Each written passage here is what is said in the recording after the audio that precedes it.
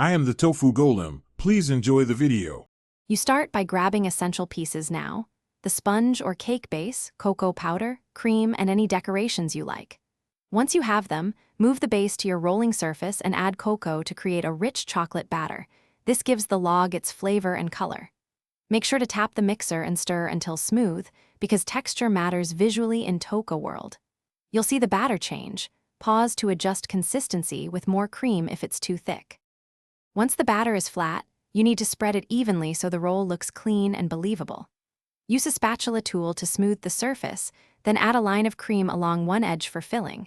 This creates a swirl when rolled. Roll slowly and keep the pressure even, because a loose roll will fall apart during decorating. After rolling, press the seam gently to seal. This prevents the log from unwrapping and keeps your shape intact for final touches.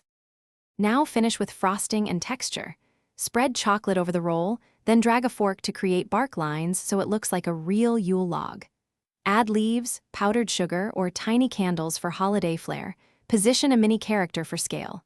If the log splits or gaps appear, press seams together and cover problem areas with extra frosting or a decorative strip.